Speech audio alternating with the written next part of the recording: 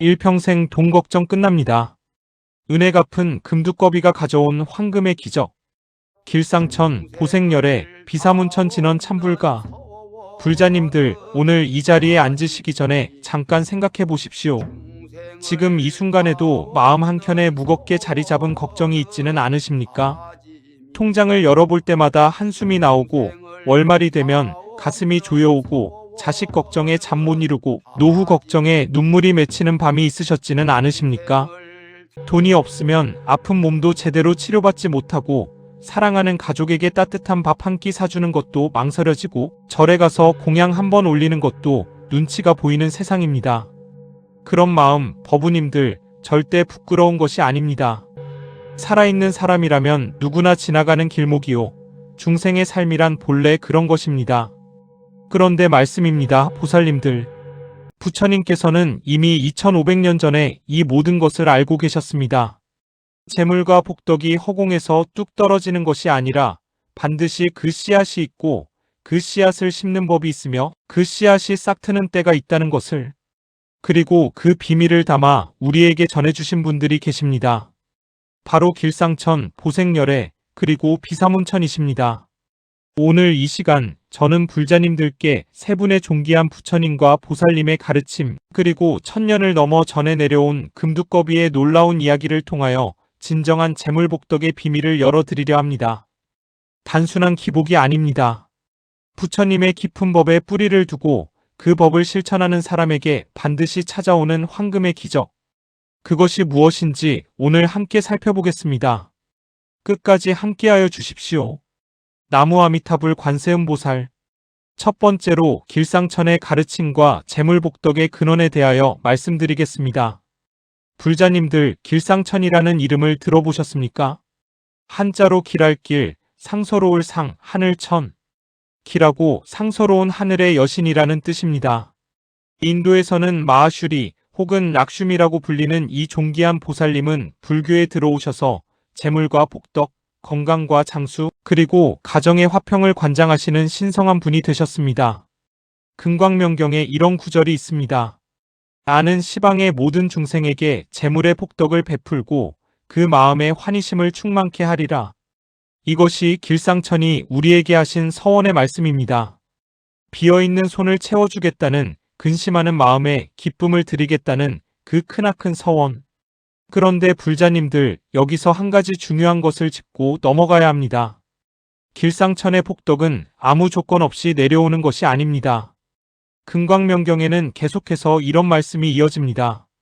청정한 마음으로 지극히 공경하며 이 진언을 수지독송하는 자에게 나는 항상 함께하리라. 청정한 마음. 이것이 핵심입니다. 부처님 당시에 사위국의 한 상인이 살았습니다. 그는 매우 부지런하고 성실한 사람이었으나 어찌된 일인지 장사를 할 때마다 손해가 나고 투자를 하면 할수록 재산이 줄어들었습니다. 그는 결국 사문 앞에 엎드려 물었습니다. 세존이시여, 저는 왜 이토록 재물이 따르지 않는 것입니까? 부처님께서 말씀하셨습니다. 그대는 전생에 남의 것을 탐내는 마음이 많았고 가진 것을 나누지 않았으며 어려운 일을 보고도 눈을 돌렸다. 그 업이 아직 다하지 않은 것이다. 그러나 지금 이 순간부터 보시하고 청정하게 살고 남의 재물을 부러워하기보다 감사하는 마음으로 살아간다면 반드시 그 업이 전환될 것이다. 그 상인은 부처님 말씀대로 살았습니다. 가진 것이 없어도 나눴습니다. 쌀 한 줌, 물 한 모금이라도 어려운 이웃과 함께했습니다. 그리고 3년이 지난 어느 날 그가 전혀 예상치 못했던 방향에서 큰 복덕이 들어왔습니다. 먼 나라에서 귀한 물건을 실은 상단이 폭풍우를 만나 그의 마을에 닿았고 그가 베푼 도움 덕분에 그 상단의 물건을 대신 처분해주게 되었으며 그것이 인연이 되어 그의 가문은 대대로 번성하게 되었다는 것입니다. 불자님들, 이 이야기는 단순한 전설이 아닙니다. 법의 법칙, 인과의 법칙이 실제로 작동하는 방식을 보여주는 부처님의 깊은 가르침입니다. 경기도 수원에 사시는 박정숙 보살님은 올해 62살이십니다. 남편이 사업에 실패한 후 오랫동안 생활고에 시달리셨습니다. 절에 다니시면서 늘 재물복을 달라고 기도하셨지만 뾰족한 수가 없었습니다. 그러던 어느 날 스님으로부터 길상천 진언을 배우셨습니다. 스님이 말씀하셨습니다. 진언만 외우지 마시고 진언을 외우기 전에 반드시 마음을 청정하게 하십시오. 내가 지금 탐내는 마음은 없는지, 남을 시기하는 마음은 없는지 돌아보고 그것이 없어진 자리에서 진언을 외우십시오. 박 보살님은 그날부터 아침마다 먼저 참회를 하셨습니다. 내가 어제 탐낸 마음이 있었다면 참회합니다. 시기한 마음이 있었다면 참회합니다. 그렇게 마음을 비운 자리에서 길상천 진언을 외우셨습니다. 옴마 슈리에 스바, 옴마 슈리에 스바, 옴마 슈리에 스바. 반년이 지났을 때 오랫동안 연락이 끊겼던 큰아들에게서 전화가 왔습니다. 그 아들이 직장에서 승진을 하고 처음으로 목돈을 부모님께 드리겠다고 했습니다. 작은 돈이었지만 박 보살님은 그것이 길상천의 응답이라는 것을 온몸으로 느끼셨다고 합니다. 불자님들, 길상천의 진언은 이렇습니다. 옴마 슈리에 스바. 이 5글자를 매일 아침 최소 21번, 가능하면 108번 외우십시오. 단, 반드시 먼저 참회하는 마음, 감사하는 마음, 나누는 마음을 갖추어야 합니다. 그것이 없는 진언은 껍데기뿐입니다.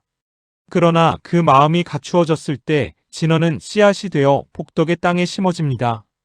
그리고 반드시 그 싹이 돋아납니다. 나무 아미타불 관세음보살.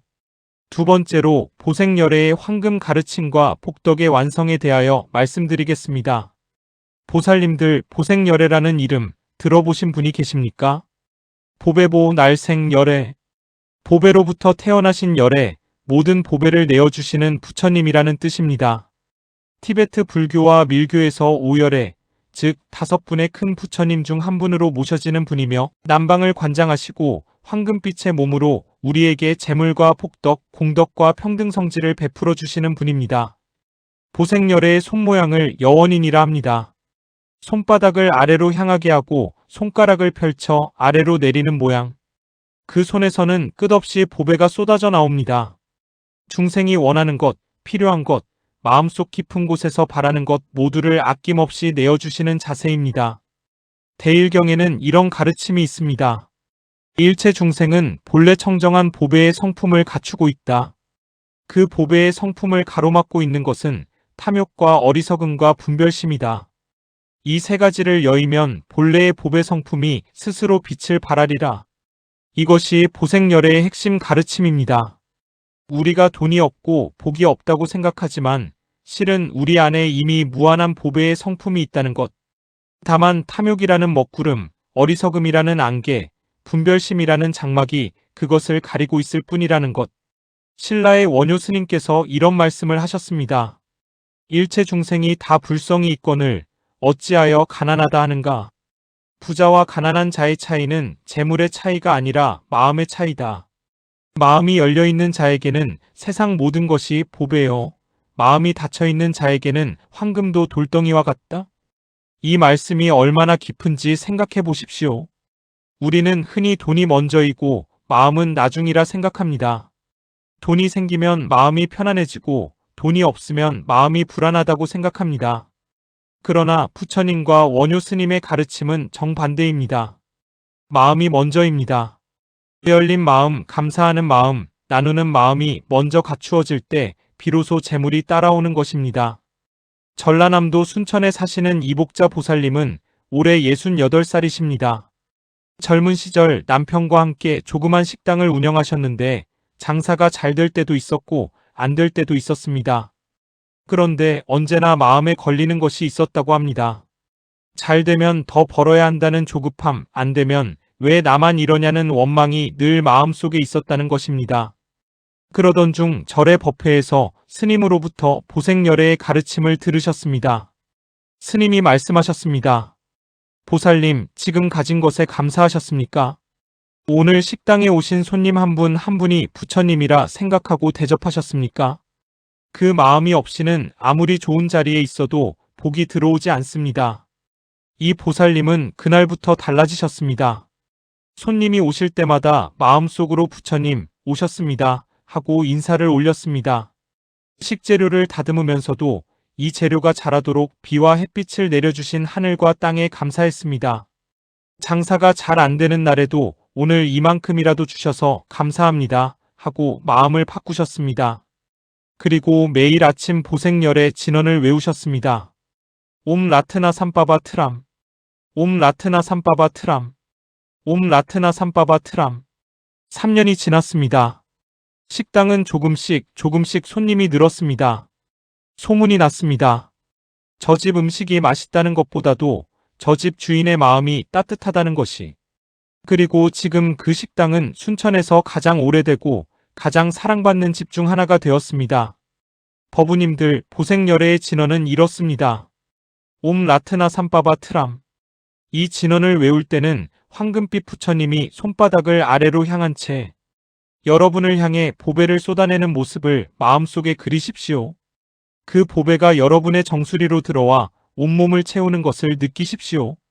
그리고 그것이 다시 여러분을 통하여 주변으로 흘러나가는 것을 생각하십시오. 복덕은 쌓아두는 것이 아닙니다. 흐르게 하는 것입니다. 물이 흘러야 썩지 않듯이 복덕도 흘러야 더 큰 복덕이 되어 돌아옵니다. 나무 아미타불 관세음보살. 세 번째로 비사문천의 가르침과 재물을 지키는 지혜에 대하여 말씀드리겠습니다. 불자님들, 재물을 얻는 것도 중요하지만 얻은 재물을 지키는 것, 그리고 그 재물이 진정한 복이 되게 하는 것이 더욱 중요하다는 사실을 아십니까? 비사문천은 사천왕 중 북방을 지키시는 다문천왕이라고도 불리는 존귀한 분입니다. 이름의 뜻이 매우 흥미롭습니다. 많이 들을 문, 모든 것을 듣고 아신다는 것입니다. 부처님의 설법을 가장 많이 들으신 분, 그래서 지혜가 충만하신 분이라는 뜻이기도 합니다. 한 손에는 보탑을 들고 계시는데 그 탑 안에는 재물과 복덕이 가득 차 있습니다. 다른 손에는 보검 혹은 창을 들어 그 복덕을 해치려는 모든 것을 막아주십니다. 비사문천이 우리에게 주시는 가르침은 이것입니다. 재물에는 두 가지 얼굴이 있다. 복이 되는 재물과 화가 되는 재물. 그 차이는 어디에서 오는가?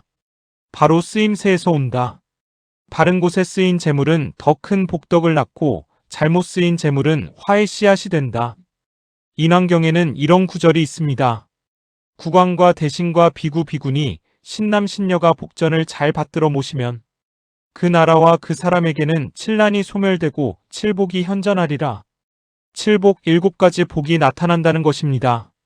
그 첫 번째가 재물복이요, 두 번째가 건강복이요, 세 번째가 가정화 평복입니다. 법정 스님께서 이런 말씀을 하셨습니다. 무소유란 아무것도 갖지 않는 것이 아니다. 필요한 것을 필요한 만큼 갖는 것이다. 넘치는 것이 없어야 비로소 자유로울 수 있다. 그리고 그 자유로운 마음이 진짜 재물이다. 불자님들, 이 말씀을 깊이 새기십시오. 법정 스님의 무소유 사상은 단순히 가난하게 살라는 것이 아닙니다. 재물을 적절하게 갖고 적절하게 쓰고 적절하게 나누는 것. 그 균형이 이루어질 때 비사문천의 보탑에서 복덕이 흘러나온다는 것입니다. 충청남도 공주에 사시는 최명수 거사님은 올해 65살이십니다. 젊은 시절 사업으로 꽤 돈을 모으셨지만 50대에 들어서면서 급격히 재산이 줄기 시작했습니다. 이유를 알 수가 없었습니다. 열심히 하는데 안 되고 조심하는데 새어나가고 저축을 해도 예상치 못한 곳에서 돈이 나가고 그는 절에 가서 스님께 여쭤봤습니다. 스님이 물으셨습니다. 거사님, 지금 가진 것을 어디에 쓰고 계십니까? 최 거사님이 대답하셨습니다. 가족을 위해 쓰고 남은 것은 저축하고 가끔 불전에 공양도 올립니다. 스님이 말씀하셨습니다. 그것이 전부십니까? 가진 것 중에 어려운 이웃을 위해 쓰시는 부분은 얼마나 됩니까? 최 거사님은 그 말씀에 가슴이 철렁했습니다. 돌이켜보니 자신과 가족을 위한 것은 충분히 하면서 남을 위해 쓰는 것은 거의 없었다는 것을 깨달았습니다. 이웃의 어려움을 보면서도 내 것을 지키기에 바빴고 불전에 공양을 올리면서도 마음속으로는 그것만큼 돌아오기를 기대했다는 것도 스님이 말씀하셨습니다. 비사문천께서 보탑의 문을 열어주시려면 먼저 거사님의 마음문이 열려야 합니다. 마음문이 닫혀있는 사람에게는 아무리 큰 복덕도 들어오지 못합니다. 매일 비사문천 진언을 외우시되 동시에 매달 가진 것의 10분의 1을 어려운 곳에 보시하십시오. 그것이 비사문천의 보탐문을 여는 열쇠입니다. 최 거사님은 그 말씀대로 하셨습니다. 어렵지 않았습니다.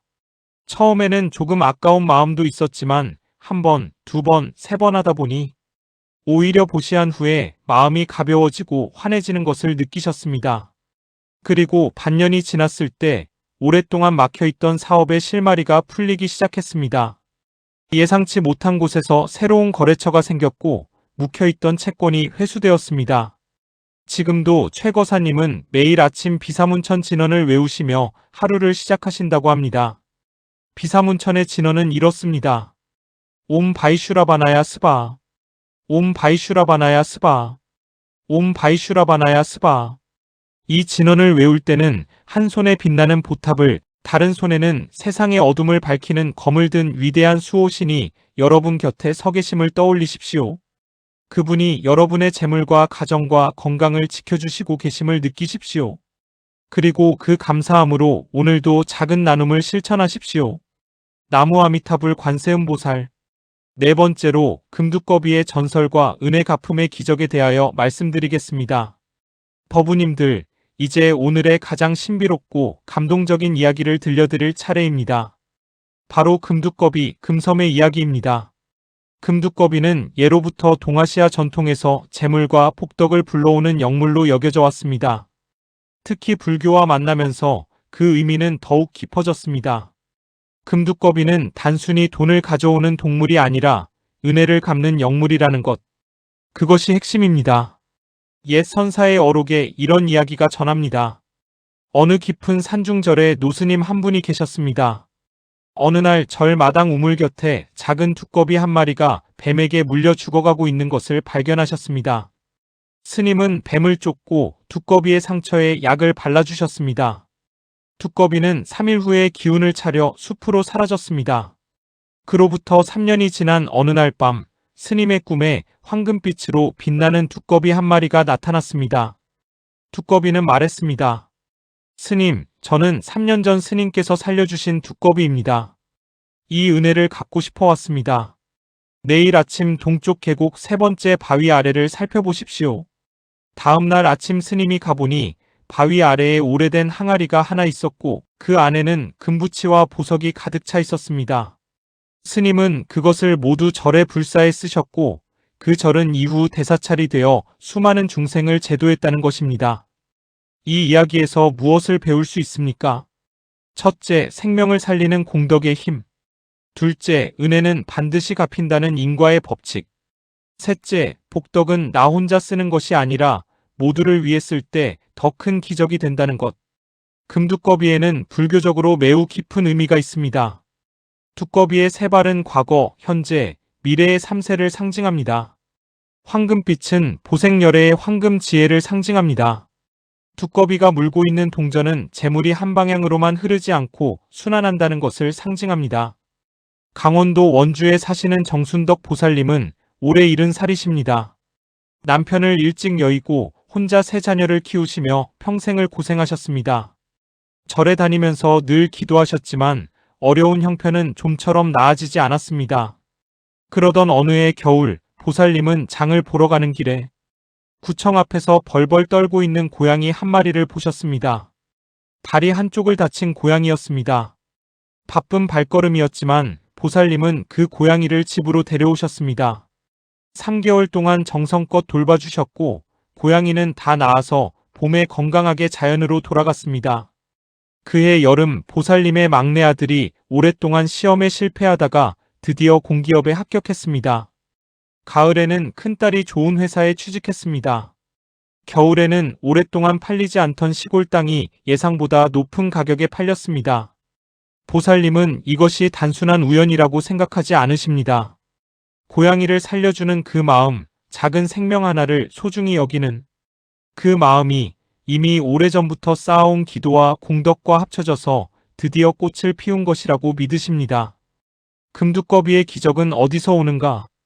그것은 금두꺼비라는 동물에게서 오는 것이 아닙니다. 생명을 소중히 여기고 은혜를 알고 작은 것에도 감사하는 바로 그 마음에서 옵니다. 그 마음이 길상천, 보생열의 비사문천의 원력과 합쳐질 때 황금의 기적이 일어납니다. 금강경에 이런 말씀이 있습니다. 일체유의법은 꿈과 같고 환상과 같고 거품과 같고 그림자와 같으며 이슬과 같고 번개와 같으니 마땅히 이와 같이 관할지어다. 이 세상의 모든 것은 인연 따라 생겨나고 인연이 닿으면 사라집니다. 재물도 그러합니다. 영원히 내 것인 재물은 없습니다. 다만 지금 이 순간 내게 맡겨진 재물을 어떻게 쓰느냐가 중요합니다. 그러하기에 금두꺼비는 단순히 돈을 가져오는 징표가 아닙니다. 내가 지금 이 재물의 인연을 어떻게 대하고 있는지를 돌아보게 하는 거울입니다.